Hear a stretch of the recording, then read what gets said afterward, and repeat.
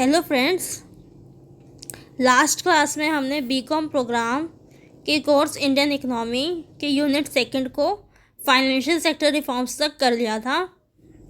Now we move on to next topic, fiscal reforms. Fiscal reforms में आता है जैसे कि goods and services tax, VAT, custom duty, increase in investment limit for small scale industries. जो small scale industries थी अब ज़्यादा invest कर सकती थी। The role of small and medium industries sectors was recognized as an important contributor to an Indian economy. It was for the first time defined in terms of a separate act, SME, governing promotion and development of micro, small and medium enterprises, MSME. 1991 के बाद एक act आया, micro small and medium enterprises act, जिसमें investment limit की ज़्यादा हो गई। SMEs not only play important role in providing employment opportunities at comparatively low capital cost, ये सिर्फ कम कैपिटल पे ज़्यादा एम्प्लॉयमेंट नहीं प्रोवाइड करती, मगर बल्कि रूरल एरियाज़ का इससे इंडस्ट्रियलाइजेशन भी पीक पे है। This sector consist of about 36 million units. इस सेक्टर में 36 मिलियन यूनिट्स थी as of now and provides to employment over 80 million persons. और ये 80 मिलियन पर्सनस को रिक्रूटमेंट करता है, एम्प्लॉयमेंट प्रोवाइड करता है। Some of the advantages of SMEs include low investment requirements, कम इन्वेस्टमेंट की ज़रूरत पड़ती है, ऑपरेशनल फ्लेक्सिबिलिटी, आप कितने भी ढंग से कैसे भी अपने तरीके से काम कर सकते हो। लो इंटेंसिव इम्पोर्ट्स, आपको बाहर से कुछ इम्पोर्ट करने की ज़रूरत नहीं, क्योंकि स्मॉल एंटरप्राइज ओनर खुद ज़्यादा कैपिटल नहीं रखता, तो वो इम्पोर्ट पे कम ही कोशिश करता है। अप्रिशिएबल एक्सपोर्ट अर्निंग्स, और वो एक्सपोर्ट ज़रूर करता है। डेवलपमेंट ऑफ डोमेस्टिक टेक्नोलॉजी, आपकी टेक्नोलॉजी इंडिजीनियस टेक्नोलॉजी से होकर एडवांस टेक्नोलॉजी, वो जो एंटरप्रेन्योर बनेगा वो अपने एम्प्लॉयज़ को भी सिखाएगा, जिससे कि एडवांसमेंट आता है। For upgrading machinery and improve their efficiency in SMEs, machines improve होती हैं, SMEs की एफिशिएंसी इम्प्रूव होती है।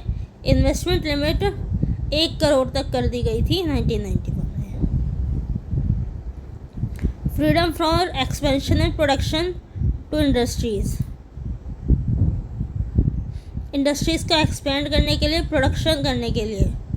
Freedom for expansion and production to industries, आप कुछ भी प्रोड्यूस कर सकते हो, कितने भी अपनी बिजनेस एक्सपेंड कर सकते हो, कितना लैंड एरिया।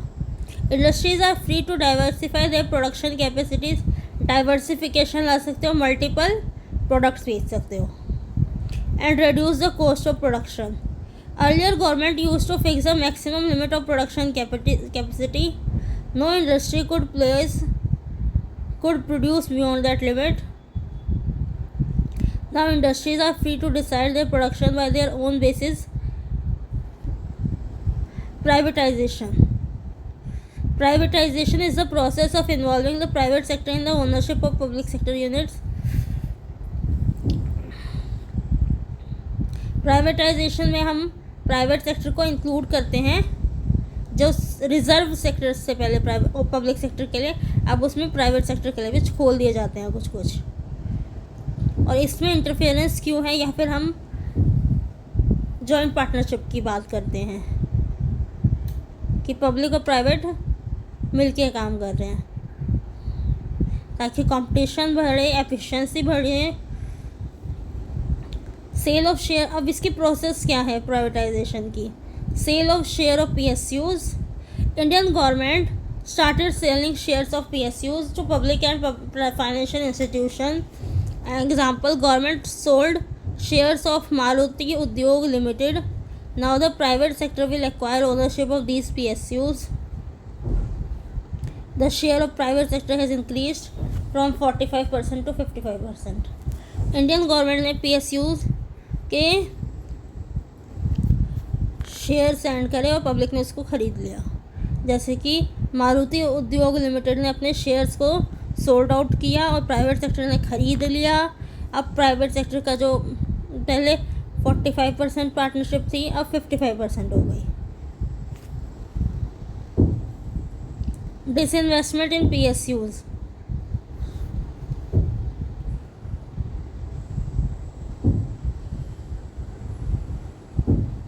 ये 2 पॉइंट और आएंगे आपके।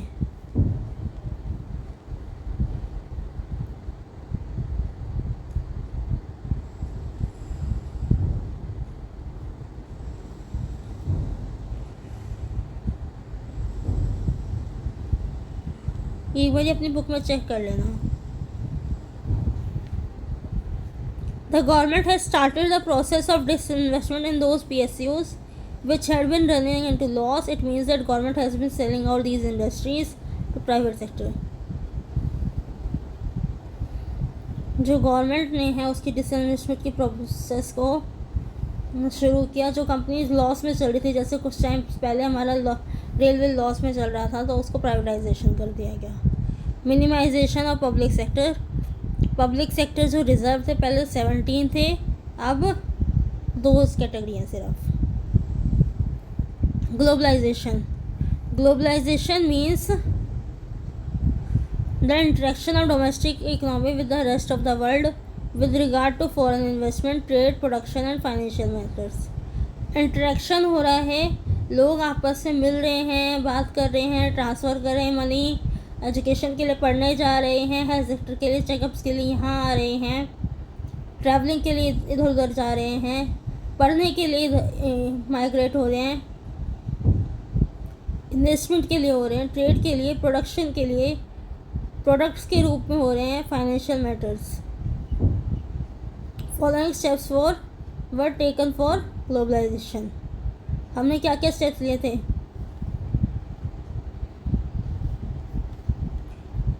टैरिफ्स रिड्यूस कर दिए थे।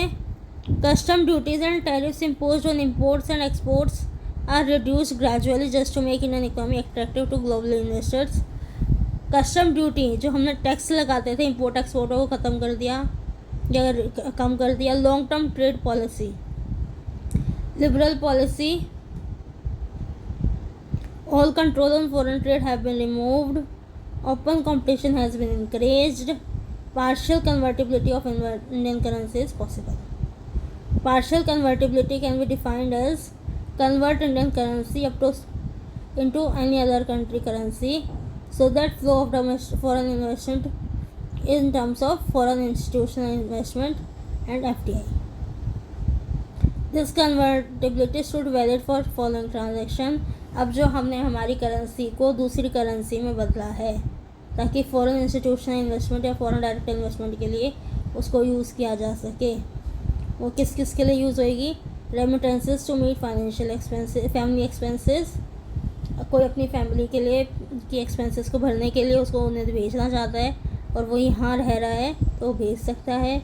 इंटरेस्ट की पेमेंट है किसी भी तरह की हमारी कंट्री को देनी है दूसरी कंट्री को, तो वो पूरी होगी। Important export of goods and services, कोई कंट्री से गुड्स एंड सर्विसेज हमें ख़रीदनी है बेचनी है तो उसके लिए यूज़ होगी। Increase in equity limit of foreign investment. Foreign आपको अगर फॉरेन में इन्वेस्टमेंट करनी है तो फॉरेन कंपनी में equity limit of foreign capital investment has been raised from 40% to 100% in 47 high priority industries. Foreign direct investment to the extent of 100% will be allowed without any restriction in this regard. Foreign Exchange Management Act will be enforced. जो 47 high priority industries थे उसमें FDI 40% से होके 100% तक हो गया है foreign exchange management act के under. If the Indian economy is shining at the world map currently, its sole attribution goes to the implementation of new economic policy 1991.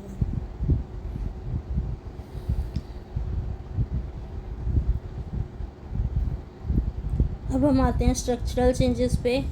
The 1991 balance of payments crisis led to India's plunge into structural reforms. The strategy of reforms introduced in India in July 1991 presented a mixture of macroeconomic stabilization and structural adjustment. It was guided by short-term and long-term objectives. Besides this, structural reforms were initiated in the field of trade. Structural changes किस में encourage हुए थे? Trade में, industry में, public sector में. The purpose of economic development is not only to increase the output but also to change the composition of output. Economic development is not only to increase its output but also to change the composition of output. As the community's needs are satisfied, new wants inevitably appear, and these have to be met through supplies of new types of products. Moreover, while some new demands are met through higher imports, some new supplies get diverted towards exports. The structural change in an economy consists of change in composition of output, and there are 4 sources of the same. अब ये देखो structural changes में क्या आएगा. Change in final demand. जो हमारी demand थी, पहले हम कुछ और चीज़ों के लिए जब इन्फीरियर गुड्स की पे बात कर रहे थे, या हमारे गुड्स जो हमारी कंजम्पशन का पैटर्न था वो अलग था, हमें जिन चीज़ों की ज़रूरत थी, अब कुछ अलग है. Change in export. एक्सपोर्ट जो हम चीज़ों का पहले कर रहे थे अब वो अलग है. इंपोर्ट स्ट्रक्चर अलग है. क्या इंपोर्ट करना है, कितना इंपोर्ट करना है, कहाँ से इंपोर्ट करना है. Change in technology. कैसे टेक्नोलॉजी पे निर्भर करते हैं अब हम. टेक्नोलॉजी में कितनी एडवांसमेंट है, और टेक्नोलॉजी का एजुकेशन देने के लिए टेक्नोलॉजी की कितनी हमने संस्थान खोले हैं. During reform, structural adjustment programmes and loans were arranged through International Monetary Fund and the World Bank. Loans लिए गए इंटरनेशनल मॉनेटरी फंड और वर्ल्ड बैंक से. The Indian government has to review its trade policies to allow more foreign investment and reduce tax reductions so that India's economy could be restored to its former level. Import tariffs underwent significant reductions and import-export licensing system procedures were simplified. The opening up of capital markets to include more foreign participation has allowed multinational companies entrance into otherwise untapped markets.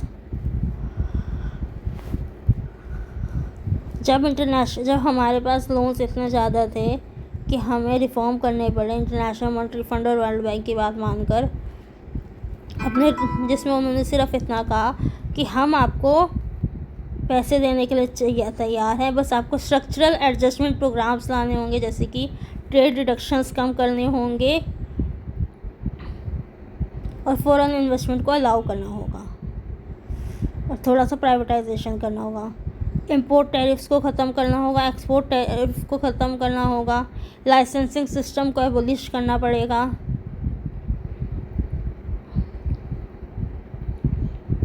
Capital markets को allowed करो ताकि वो foreign participation आए, multinational companies को आने दो. The Indian economy has responded vigorously to programme of stabilisation and reform measures started in 1992. अब हमारे पास कोई चारा नहीं था, तो हमने इसको स्टेबिलिटी हमारी कंट्री में थी उस टाइम पे, हमने इन रिफॉर्म्स को अपनाया. The Indian government took drastic action including devaluation. उस टाइम पे इंडियन गवर्नमेंट ने ड्रास्टिक एक्शन लिया, devaluation, the imposition of higher interest rates, fiscal and monetary restraint and import compression. In succeeding budgets long term measures were introduced which remove the protection of Indian industry and commerce from international competition. Major issues controlling Indian economy. Although there is no unanimity about the definition of poverty, it can be defined in terms of the deprivation of certain basic necessities of life. हम poverty को define कैसे कर सकते हैं? हमें ज़रूरत की चीज़ें भी नहीं मिल रही, हम उनसे भी वंचित हैं. डेप्रिवेशन मतलब वंचित हैं. But beyond that there is no enmity so as to constitutes poverty. Poverty should be conceived in terms of human needs which were considered essential by the society and are capable of being measured objectively.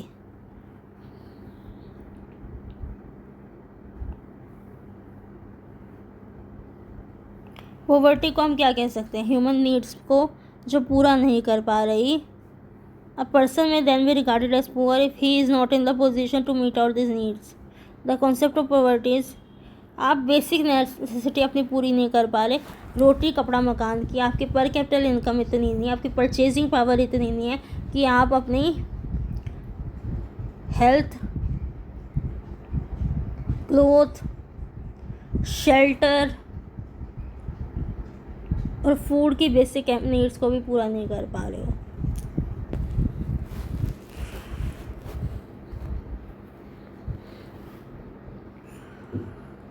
जिनका people का expenditure इससे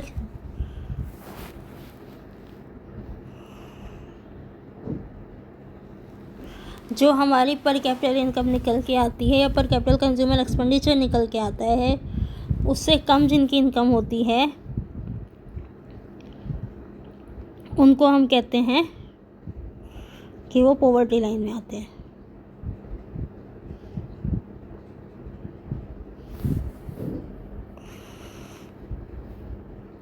the other concept of जो world development report है आपकी, वो poverty को ऐसे define करती है: मैल न्यूट्रिशन, कुपोषण के शिकार हैं, इलिटरेसी, साक्षर नहीं है, पढ़ना लिखना नहीं जानते, बेसिक रीडिंग या और न्यूमरेसी, गिनती, जमा भाग, घटा गुणन नहीं जानते, डिसीज़ कोई बीमारी से पीड़ित हो, साफ़ सफाई नहीं आपकी सराउंडिंग्स में, हाई इन्फेंट मोर्टेलिटी, बच्चे जल्दी मर रहे हैं, लो लाइफ एक्सपेक्टेंसी कम है,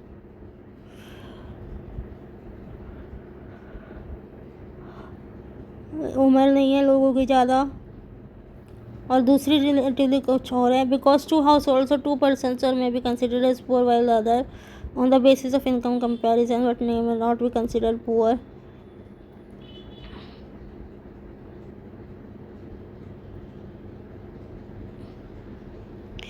अगर 2 परिवार हैं और वो आपस में एक दूसरे से किसी की इनकम ज़्यादा होगी किसी की कम होगी, तो हम क्या देते हैं कि ये इसके सामने गरीब है, ये गरीब है. लेकिन अगर वो भी हम तब कहेंगे जब वो दोनों अपनी नीड्स को सेटिस्फाई उनमें से कोई एक ना कर पा रहा हो. तो अगर किसी पर्सन का स्टैंडर्ड वो लिविंग बिलो सर्टेन पॉइंट है तो वो पॉवर्टी लाइन के अंदर आता है. इनकम डिस्ट्रीब्यूशन इनइक्वालिटीज़ है और कोई बहुत नीचे आता है तो फिर पॉवर्टी है.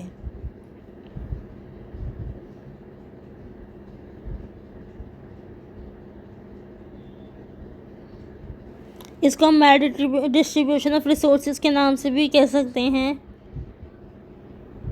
और इसके अलावा ये प्रॉब्लम और किस प्रॉब्लम से रिलेटेड है? Unemployment, disguised unemployment, under employment, unemployment, बेरोज़गार.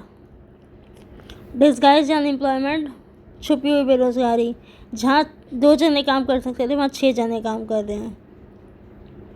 अंडर एम्प्लॉयमेंट, कम लोग काम कर रहे हैं, ज़्यादा कर सकते थे. Many of our marginal farmers, landless laborers, rural artisans are below the poverty line, even though they are reported as employed. Therefore, it can be said that provision of employment is not a sufficient condition for the removal of poverty. Niti Aayog constituted a task force in 2015. उस task force के basic issues ये थे: to measure poverty in India, poverty को नापो; to access the need of the poverty line, combating poverty,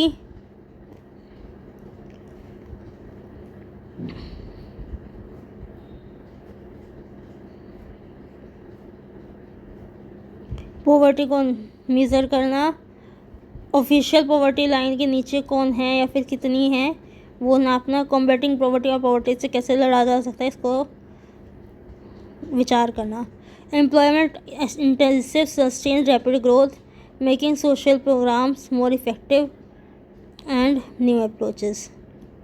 employment मिले जिससे ज़्यादा से ज़्यादा लोगों को ऐसी रैपिड ग्रोथ करवाई जाए और क्या सोशल प्रोग्राम्स कराया जाए जिससे ये सब हो सके। In 2005 the government of India appointed the Tendulkar committee. 2005 में तेंदुलकर कमेटी हुई थी to take a fresh look at the poverty lines. Reporting in 2009 the Tendulkar committee revise upward the rural poverty line after the criticism of the Tendulkar committee report. Another committee, Rangarajan Committee, was constituted in 2012, which submitted its report in June 2014. The committee recommended raising further both the rural and urban poverty lines. The percent population below poverty line, according to Tendulkar and Rangarajan, कुछ नहीं है।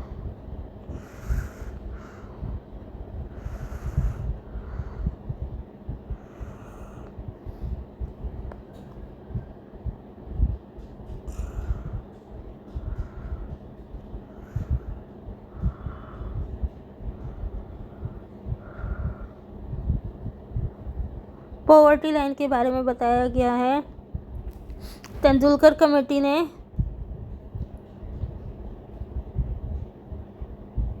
2011-12 में rural की 25.4 बताई थी, urban की 13.7 और overall 21.9, जबकि रंगराजन ने ज़्यादा बताई थी सारी ही, रूरल की 30.9, अर्बन की 26.4 और ओवरऑल 29.5। अब तेंदुलकर मैथडोलॉजी के हिसाब से 1993 से अगर हम 2011 का कंपैरिजन करेंगे तो एज पर तेंदुलकर मैथडोलॉजी 50.3 से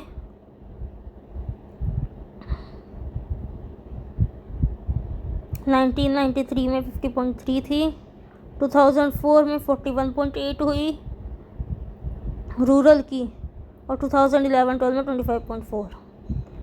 इसी तरह से अर्बन की 1993 से 1994 में 31.9, अर्बन की 2004-5 और 2011-12 में 13.7 और ओवरऑल 45.7 थी, फिर 37.7 हुई 24-25 में और 2011-12 में जब नापा गया तो 22 थे।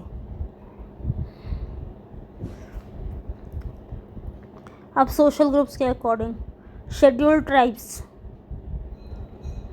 63.7, 60 और 43। शेड्यूल्ड ट्राइब, शेड्यूल कास्ट 60, 50.9 और 29.4 और सब मिला के 45.7, 37.7 और 22।